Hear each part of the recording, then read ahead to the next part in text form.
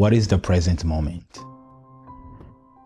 I know the first thing that came to mind is right now, but that time is gone. The moment that you identify the present moment, it's already gone. Because time moves in linear. It's always moving, it's continuing. It's like a river. Let's say, for example, you see a river of stream moving from left to right. When you put your hands there, you don't touch the same water anymore because the water is already moved.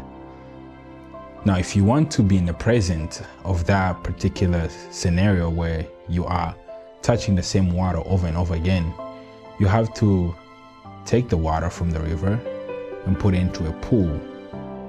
And then you can swim within that pool. Therefore, you are in a flow of steadiness where the water is just contained. But time doesn't move like that. Time is always moving. So when you ask the question, what is the present moment? There's not really a present moment because the present moment doesn't exist. Time doesn't stop to say, well, this is now the present. Because let's say, for example, today is Monday. Yesterday was Sunday.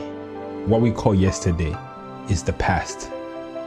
But last week on Friday, we called yesterday, Sunday, as the future.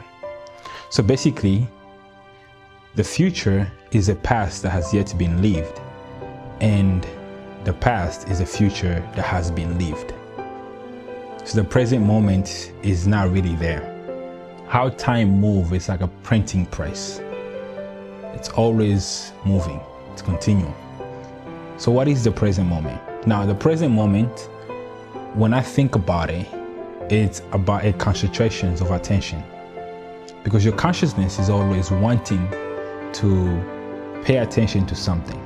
So for instance, you can have a memory of what happened yesterday. You can also have a memory of what happened today. You can also have a memory of what happened in the future, potentially what could happen in the future. So when I'm here, you're watching me right now, you can be in the present moment by deliberately be attentive to what I'm saying. So if I say whatever I'm saying, you nudge to it, you agree to it, your internal react to it, it's an indication of you being in the present moment because you have put your attention toward listening to what I'm going to say. So that's what the present moment is. It's all about you being attentive to something in that particular moment. So when you ask what is the present moment, is me directing my attention to an intended object. Now, the thing that I want to actually discover here is distraction and how we can start being distracted, because what the consciousness is fighting for is attention. Attention is the currency of the consciousness. Your mind, it can be attentive to something that happened in the past, so it could be attentive to something that could potentially happen in the future, but you want to direct your attention towards an intended object. So what is distraction? Distraction is basically a disruption of a highly concentrated attention toward an intended object. So I'm gonna give you an example, right? Because what we have to know about distraction unfolds itself in two ways. There is the first form of distraction, which is a fragmented distraction. What's a fragmented distraction? You're not fully focused on any objective at all.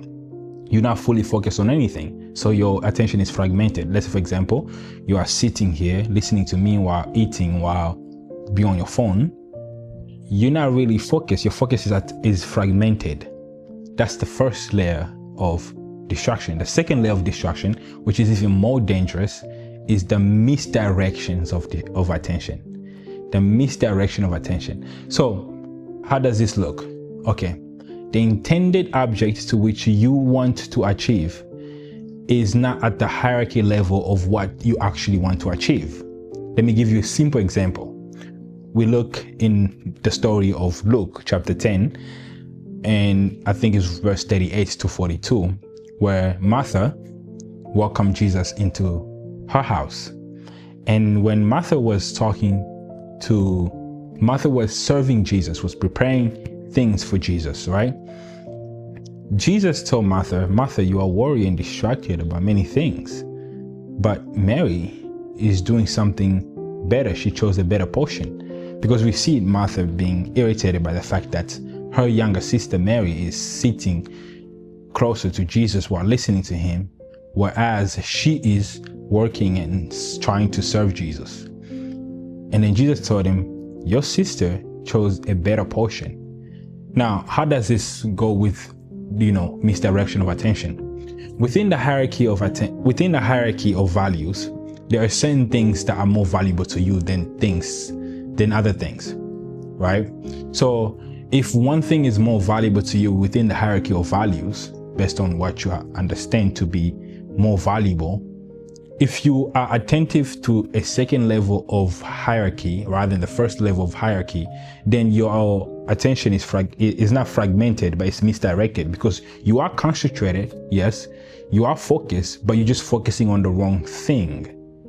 So Jesus did not say that what you're doing is wrong. No, it wasn't the problem. What she was doing was not the problem. The problem was the attention. Her attention was misdirected, not necessarily fragmented, but misdirected. So you could go about your life focusing on the wrong thing and be fully invested into focusing on the wrong things and not really being able to be effective in a way that could benefit you in your life. So we see many people, first layer of distraction is fragmented attention.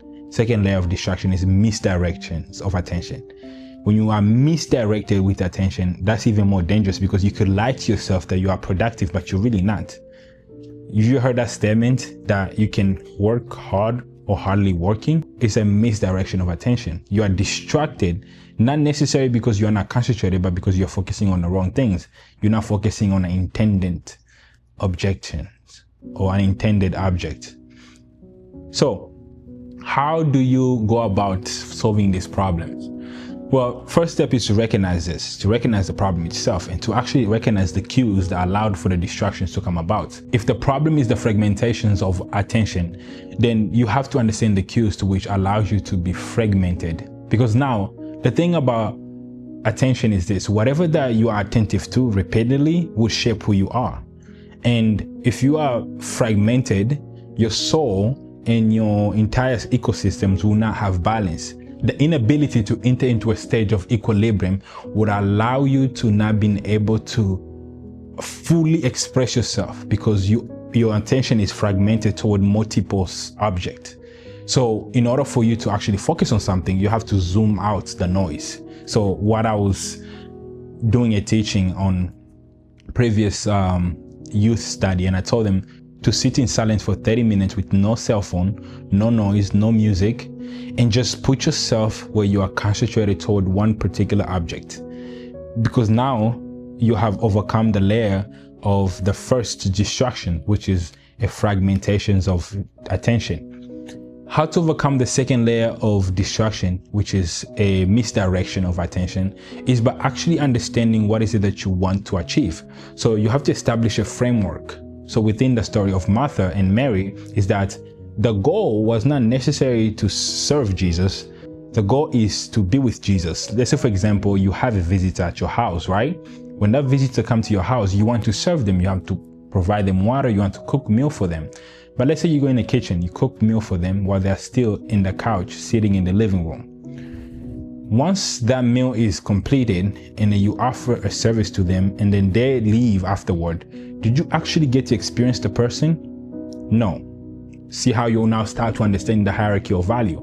I'm not saying don't serve them. I'm just saying what your intended object is to experience the fullness of that person. If that is the goal, serving shouldn't be the priority. The priority should be getting to know the person, because you cannot really serve the person that you don't know.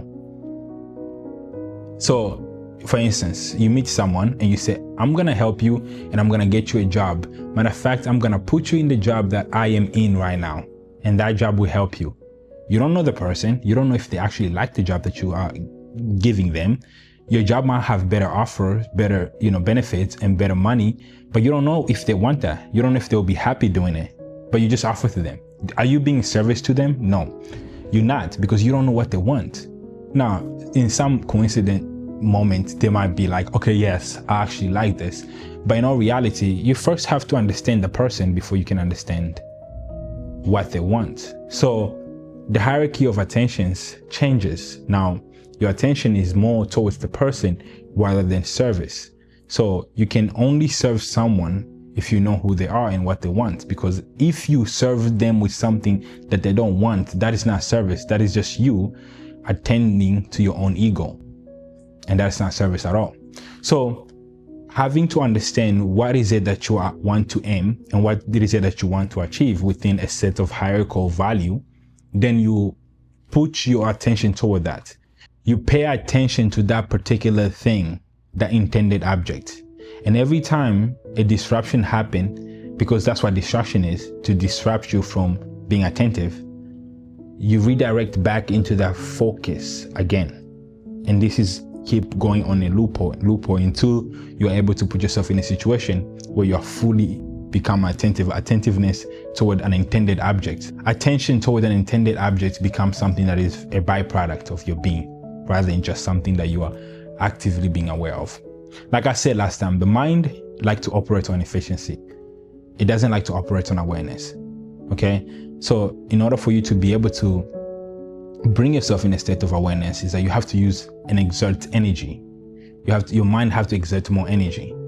So that's why it's hard, and that's why people don't like to actually do these things. They rather stay in their own habits and the way they were before, is because they know they have to actually exert energy in order for them to change a habit or change something. At the end of the day, attention is about awareness. It's about being concentrated. The present moment is mainly focusing on an intended object and being attentive to that particular object. Now, on how I started, you might go and say, well, the present is today within the segmentation of the 24 hours. Yes, I'm not disagreeing with you or anything like that. I'm just letting you know that when we talk about the present moment, we're not really talking about stopping time. We are talking about being attentive toward an intended object or an intended purpose or something or a moment.